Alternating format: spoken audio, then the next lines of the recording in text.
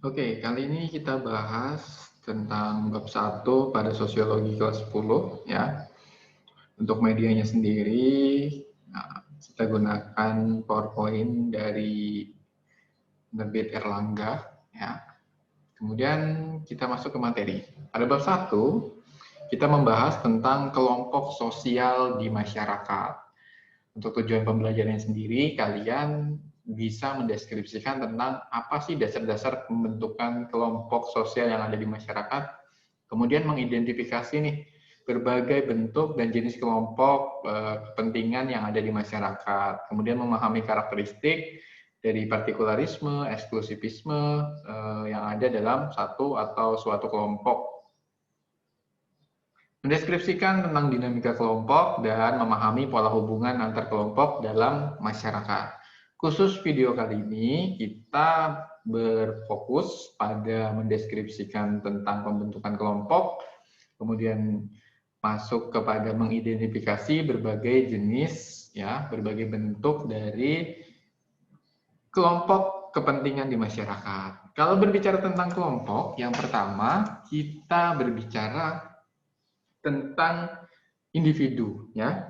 Jadi kita sebagai manusia ya, makhluk individu, pastinya kita tergabung dalam satu kelompok. Di sini kelompok yang paling kecil dikatakan bahwa keluarga. Keluarga adalah satu bentuk kelompok sosial yang paling kecil. Di sana ada seorang ayah, ada ibu, dan anak. Atau mungkin yang belum memiliki anak ya, masih suami dengan istri saja. Itu adalah satu bentuk kelompok kecil. Ya. Kemudian kita masuk yang pertama tentang hakikat kelompok sosial. Nah, kelompok sosial sendiri, kalau di PowerPoint ini dikatakan bahwa kumpulan individu yang memiliki hubungan dan saling berinteraksi, sehingga mengakibatkan tumbuhnya rasa kebersamaan dan rasa memiliki. Misalnya anggota pramuka. Nah, ini dicontohkan di sini ada anggota pramuka. Untuk kelompok sosial sendiri, kita berbicara tentang individu. Individu sendiri nanti pada dasarnya ya, manusia itu memiliki keinginan untuk menjadi satu dengan manusia lain, untuk menjadi satu dengan lingkungan alamnya. Menjadi satu itu bukan berarti satu orang dengan satu orang kemudian bergabung jadi satu bentuk manusia dengan dua kepala ya. Tapi menjadi satu yang dimaksud adalah beradaptasi, berkomunikasi, bekerja sama, ya, berbicara. Jadi memang sebuah kebutuhan ya, kebutuhan kita untuk berkomunikasi dengan manusia lainnya ya, bertukar cerita dan lain sebagainya. Kemudian keinginan untuk menjadi satu dengan lingkungan alamnya ya. Dengan istilah lain kita istilahkan dengan adaptasi ya, kita beradaptasi, kita manfaatkan lingkungan di sekitar kita untuk memenuhi kebutuhan kita. Nah, itu adalah hakikatnya manusia sebagai individu. Nah, karena hal-hal tersebut itu, maka kita membentuk yang namanya kelompok sosial. Kita membentuk kelompok karena tadi, pada dasarnya kita sebagai individu itu selalu memiliki keinginan untuk menjadi satu dengan orang lain, ya, untuk berkomunikasi dan lain sebagainya. Di sini, ya, ada syarat-syarat dari kelompok sosial menurut Surjono Sukanto ya. Di sini dikatakan yang pertama adanya kesadaran sebagai bagian dari kelompok yang bersangkutan ya. Jadi kita secara sadar ya, kita merasa ya bahwa kita adalah bagian dari kelompok yang bersangkutan. Kemudian yang kedua, di sini untuk syarat kelompok sosial ada hubungan timbal balik antar anggota satu dengan anggota lainnya. Nggak dicuekin, ya. Ada hubungan timbal balik. Kalau saya ngomong sama kamu, kamu merespon pembicaraan saya. Nah, itu adalah salah satu jenisnya, ya. Jadi ada hubungan timbal balik antar satu dengan yang satunya lagi. Jadi kalau misalnya dalam keluarga kalian, ya berarti ada hubungan timbal balik antara ayah dengan ibu, ayah dengan anak, anak dengan ibu, dan sebaliknya. Nah, kalau di antara mereka tidak ada hubungan timbal balik, berarti ada sesuatu yang salah, ya. Berarti itu tidak memenuhi syarat-syarat dari kelompok sosial tadi. Kemudian yang ketiga, ada faktor pengikat ya yang dimiliki oleh anggota kelompok yang membuat dia bergabung ke dalam kelompok tersebut, yang membuat dia menjaga kelompok tersebut dan dia bangga dengan kelompok tersebut. Ya. Faktornya bisa jadi kepentingan yang sama, makanya dia bergabung ke dalam kelompok tersebut. Ada tujuan yang sama, ya. Ada ideologi yang sama dan lain sebagainya. Ada ikatan darah dan lain sebagainya. Ini yang membuat kita satu kelompok dengan orang lain. Jadi ada hal yang membuat kita satu kelompok dengan dia.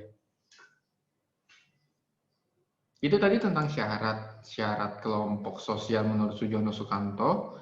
Kemudian kita masuk kepada ciri-ciri kelompok sosial. Bagaimana sih ciri-ciri dari kelompok sosial? Nah, kalau yang pertama di sini dikatakan kelompok sosial itu satu kesatuan yang nyata, dapat dikenal dan dapat dibedakan dengan kelompok sosial lainnya. Jadi memang terlihat ya, terlihat ini bukan berarti secara fisik saja, tapi terlihat secara interaksinya juga terlihat ya. Oh, ini nih kelompok A misalnya dilihat dari interaksi atau dari kumpulan-kumpulan mereka. Nah, itu yang pertama. Jadi kesatuannya itu nyata. Ada, betul-betul ada. Kemudian selanjutnya ya, tiap anggota kelompok merasa memiliki kepentingan yang sama ya dan mempertahankan nilai-nilai yang sama ya, nilai-nilai hidup yang sama.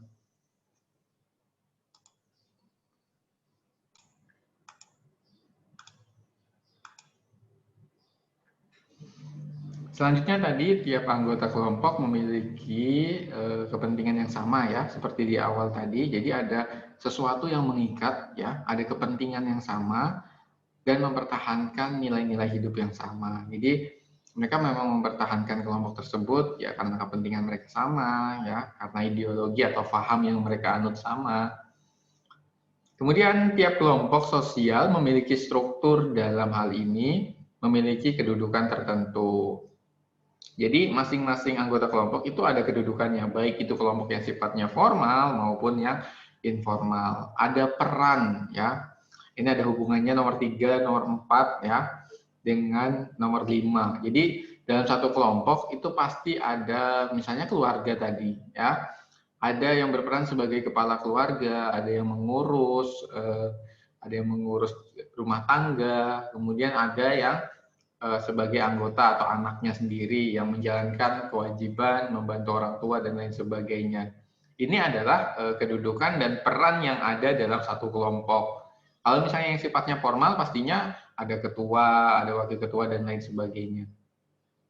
Ini untuk ciri-ciri kelompok sosial.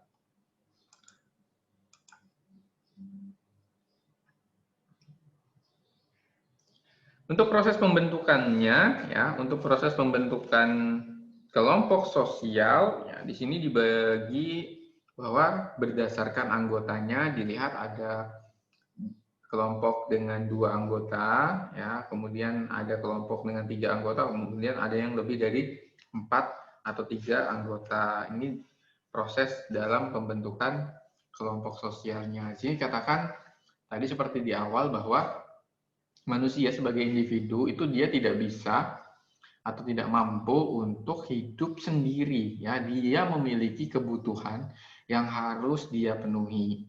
Dan salah satu cara memenuhi kebutuhannya adalah dengan bantuan orang lain.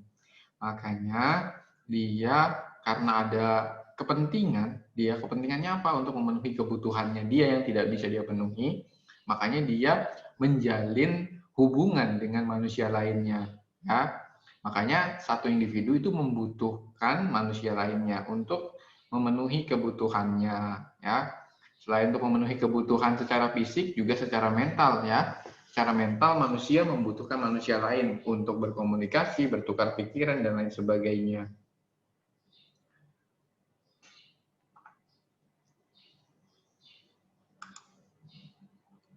Untuk faktor-faktor pembentuk kelompok sosial sendiri, tadi karena ada kepentingan yang sama, ya, ada kebutuhan yang harus dipenuhi dengan cara bekerja sama, ya. Kemudian ada pertalian darah, ya. Jadi ada silsilah keluarga, ada pertalian darah ini yang menyebabkan Mungkin kepentingannya nggak sama, tapi ternyata dia diikat oleh pertalian darah. Mungkin dia kakak adik dan lain sebagainya. Kemudian ada daerah atau wilayah yang sama, ya. Jadi berdasarkan wilayahnya, berdasarkan daerahnya, seperti kita nih, ya. Begitu satu orang lahir, ternyata dia lahir di Pulau Sumatera. Yang lainnya lahir, di Pulau Kalimantan, di Pulau Sulawesi dan lain sebagainya. Berdasarkan wilayahnya, ternyata secara nasional dia ada di wilayah Indonesia. Akhirnya membentuklah kelompok di mana dia adalah orang Indonesia, ya. Kelompok dari segi kewarganegaraan adalah orang Indonesia. Itu secara lingkup besar, secara daerah, secara wilayah bisa jadi kampung, ya, kampung, orang satu RT, orang satu kompleks. Itu kan salah satu bentuk dari kelompok sosial juga, walaupun kepentingannya berbeda-beda, bukan bukan dari pertalian darah, bukan dari keturunan yang sama, tapi berdasarkan daerahnya mereka sama, ya. Ini bisa membentuk kelompok sosial.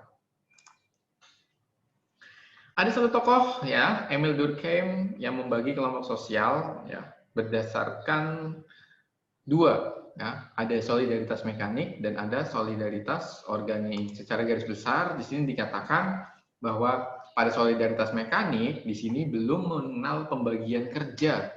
Kemudian pada solidaritas organik di sini dikatakan sudah mengenal pembagian kerja. Ya, jadi untuk ini contohnya solidaritas mekanik, ini ada satu suku Baduy. Kemudian untuk solidaritas organik di sini ada petani, ya.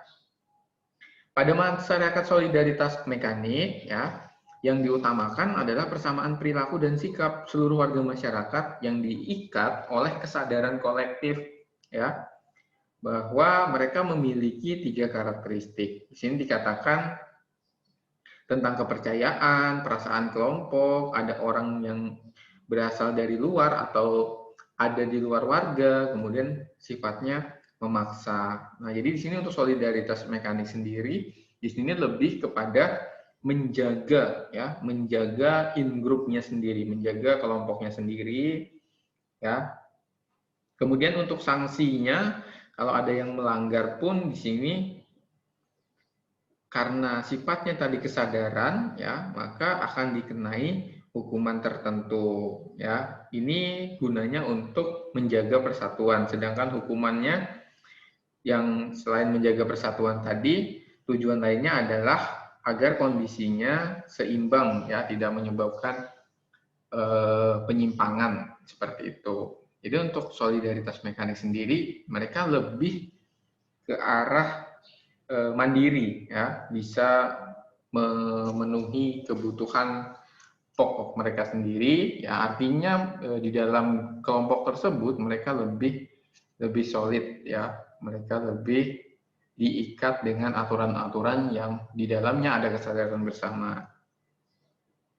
Pada solidaritas organik sendiri, ya, di sana sudah mengenal pembagian kerja, kemudian bentuk solidaritas ini bersifat mengikat sehingga unsur dari masyarakat tersebut saling bergantung, ya.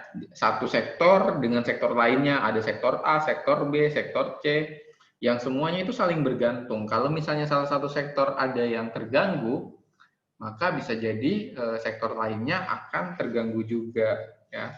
Karena tadi ada pembagian kerja juga di sana, ya. Untuk hal yang mempersatukan mereka bukan kesadaran kolektif seperti di solidaritas mekanik tadi, ya, melainkan kesempatan, ya, kesepakatan yang terjalin antara berbagai profesi. Jadi ini untuk solidaritas organik sendiri dia lebih ke arah masyarakat atau kelompok masyarakat yang sudah modern, ya. Ada pembagian kerja di sana, kemudian ada profesi dan lain sebagainya. Kalau solidaritas mekanik lebih ke arah yang tradisional. Lanjut pada Gemenskap dan Gesellschaft, ya, paguyuban dan patembayan, ya. Ini adalah bentuk kehidupan, ya, di mana kalau Gemenskap atau paguyuban ini adalah bentuk kehidupan di mana anggotanya memiliki hubungan batin yang kuat, ya, yang sifatnya alami dan kekal.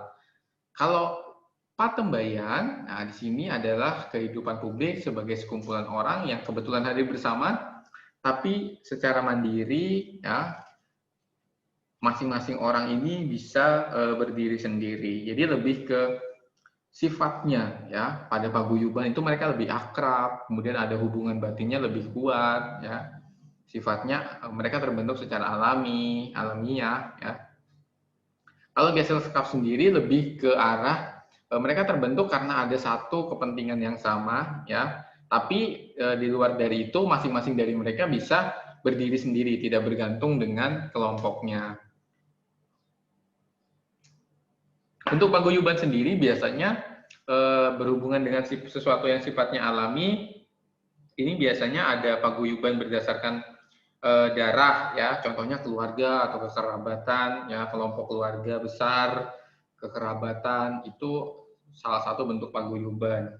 Kenapa dikatakan alami? Karena mereka lahir ya, karena mereka lahir mereka tidak bisa memilih mereka mau masuk ke orang apa, misalnya orang suku apa. Nah, jadi di situ mereka lahir sudah suku itu, kemudian ya, ada yang menaungi ya, kemudian mereka bisa masuk ke dalam satu kelompok sosial ya, istilahnya adalah paguyuban tadi karena sifatnya alami tadi. Jadi nggak semua orang bisa masuk ke paguyuban suku A karena namanya juga paguyuban suku A, berarti semua anggota yang di dalamnya ya suku A semua. Nah, ini yang sifatnya tadi alami.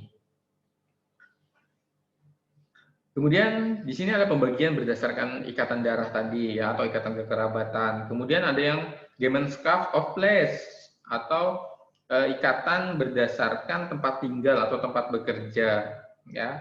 Kemudian Gemeinschaft of Mind yang bersinggungan dengan persahabatan, yang memiliki keahlian ya. Selanjutnya ada Gesellschaft atau patembayan. Ini tadi sudah dibilang bahwa di sini sekumpulan orang yang secara kebetulan hadir bersama ya, kemudian mereka membentuk satu kelompok ya, di mana kelompok tersebut ya kalau misalnya dia sudah tidak ada di sana ya bisa jadi dia bukan lagi anggota, jadi sifatnya itu tidak kekal ya. Di sini dikatakan contoh dari patembayan atau Gesellschaft misalnya karyawan ya. Misalnya karyawan yang ada di satu pabrik. Nah, ketika ada karyawan baru masuk, maka dia kelompok karyawan tersebut. Tapi ketika dia berhenti, dia keluar, ya dia bukan lagi anggota kelompok patembayan tersebut. Ya, jadi anggota kelompoknya bisa berganti-ganti sesuai dengan siapa orang yang masuk dan siapa orang yang keluar, gitu ya. Kalau untuk paguyuban kan ya, tidak bisa seperti itu. Misalnya suku A yang bisa masuk hanya di suku A saja. Paguyuban dengan patembayan. Ya, ini tadi ya kelompok kekerabatan yang merupakan paguyuban. Kalau patembayan tadi hubungan dalam dunia industri. Kemudian ada kelompok primer dan kelompok sekunder. Ini ada tokoh yang mengemukakan tentang kelompok primer. Di sini ditandai dengan pergaulan ya, dan kerjasama dan tatap muka yang intim. Jadi ada sering, seberapa intens, seberapa sering mereka tatap muka, bekerja sama, bergaul, ya, berkomunikasi, bertemu. Nah, ini dikatakan sebagai kelompok primer. Ya. Ruang lingkup terpenting kelompok primer di sini dikatakan keluarga, teman bermain masa kecil, rukun warga, dan komunitas orang dewasa. Ya, tadi dilihat kalau misalnya keluarga kan pastinya setiap hari kita bertemu dengan anggota keluarga kita. Anggota keluarga ini bisa jadi orang serumah kita, ya. Nah, ini adalah anggota keluarga. Kemudian rukun warga, ini orang yang bertempat tinggal di sekitar kita, ya. Kita bertemu setiap hari dengan mereka. Jadi ada beberapa kejadian khusus, ya. Beberapa kejadian khusus seperti perumahan-perumahan tertentu yang mungkin kita tidak kenal dengan tetangga kita. Rukun, nah yang dimaksud di sini adalah yang dimaksud oleh Charles Colley di sini adalah mereka yang intens ya, mereka yang bertemu, bertatap muka, bergaul, bekerja sama, yang sering melakukan itu dikatakan kelompok primer. Selanjutnya dari Ellsworth Faris dikatakan bahwa dalam masyarakat itu bukan hanya ada kelompok primer saja, tapi ada juga kelompok sekunder yang sifatnya formal, ya. Kelompok sekunder yang formal yang tidak pribadi, ya. Kemudian dikatakan di sini berciri kelembagaan, ya. Contohnya misalnya ada koperasi atau ada partai politik. Jadi di sana juga walaupun tidak diikat dengan tempat yang sama, hubungan kekeluargaan dan lain sebagainya, tapi ada komunikasi, ada kerjasama yang terjalin di sana dalam bentuk kelembagaan, ya, mulai dari koperasi, partai politik, ya, bisa jadi perusahaan. Ini tentang kelompok primer dan sekunder. Kemudian ada in-group dan out-group dari William J. Sumner. Ya. Dia menyatakan bahwa di sini pada masyarakat, ya, dalam masyarakat primitif itu ada kelompok-kelompok kecil yang tersebar di berbagai wilayah. Ya. Kelompok tersebut memiliki anggota. Nah, anggota tersebut, ya, merasa dalam kelompok tersebut, maka kelompok tersebut dikatakan kelompok in-group, ya. Istilahnya kelompok kita. Kelompok kita ini kelompok in group. Kemudian kelompok orang lain di luar sana disebut out group atau kelompok luar. Ini tentang in group dan out group. Nah, di sini biasanya ketika ada konflik dengan kelompok luar, ya, ketika satu kelompok konflik, ada masalah dengan kelompok luar, masing-masing anggota in group ini bisa jadi semakin erat hubungannya, ya. Dia merasa dia anggota dari kelompok ini, maka dia harus melindungi bersatu dengan kelompok ini karena ada ancaman dari luar. Itu bisa jadi, ya. Ada in group dan ada out group. Kemudian selanjutnya dari in group dan out group, di sini ada Robert Merton, ya. Ada membership group dan reference group, ya. Di sini dikatakan membership group ini adalah kelompok di mana setiap orang secara fisik menjadi anggota kelompok tersebut. Jadi menekankannya kepada secara fisik, ya, dia menjadi anggota kelompok tersebut. Kemudian pada reference group, ya, di sini dikatakan bahwa reference group ini adalah kelompok sosial yang menjadi acuan, ya, yang menjadi inspirasi bagi seseorang secara psikologis untuk membentuk perilaku, membentuk pribadi orang tersebut. Ya, jadi tokoh inspirasi atau kelompok yang menginspirasi itu adalah reference group.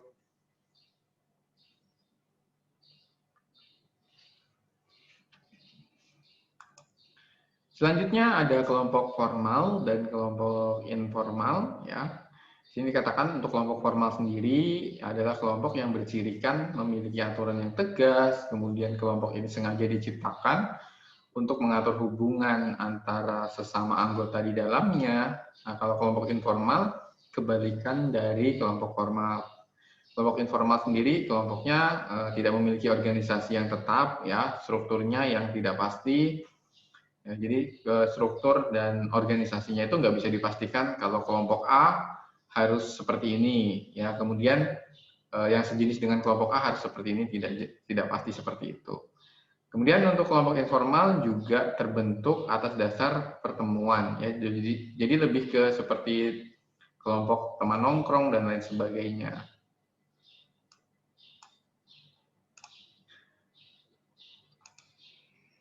Selanjutnya ada kelompok okupasional dan kelompok volunteer. Nah, ini satu contoh dari kelompok okupasional dan volunteer. Dikatakan okupasional di sini menggantikan fungsi dari kekerabatan. Ya, jadi berdasarkan profesi, dengan profesi yang sama, mereka berkumpul untuk berbagi, berkomunikasi, ya, sharing dan lain sebagainya. Ini adalah kelompok okupasional, ya. Karena pekerjaan yang sama, profesi misalnya dokter, maka ada perkumpulan dokternya sendiri, ya.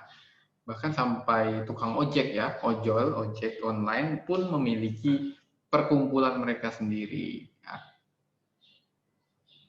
Kemudian masuk ke kelompok volunteer, ya. Kita sudah akrab dengan kata volunteer, berarti sukarela, ya. Ini adalah kelompok yang terbentuk, ya, anggotanya memiliki kepentingan yang sama, kemudian mereka bergabung secara sukarela untuk melakukan atau mewujudkan tujuan tersebut. Nah, ini salah satu contohnya, ya, tim sukarelawan yang membantu korban bencana.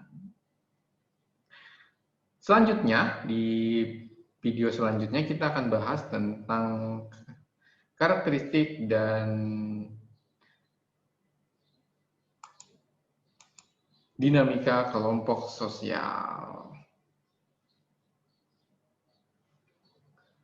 Untuk video pertama kali ini kita cukupkan sampai di sini. Kalau ada sesuatu yang kurang, sesuatu yang salah, boleh ditambahkan, boleh dijadikan masukan. Jangan lupa dalam memberikan masukan, memberikan kritik dan saran, kemas dalam bentuk yang baik ya, sehingga bisa nyaman dibacanya. Ya, jadi walaupun kita benar, kita harus pesannya, kalaupun kita benar, kita harus kemas kebenaran itu dengan baik. Kalaupun kita salah, ya kita harus siap menerima kritik dan saran. Kritik dan saran yang diberikan pun harus dikemas dengan baik. Seperti itu.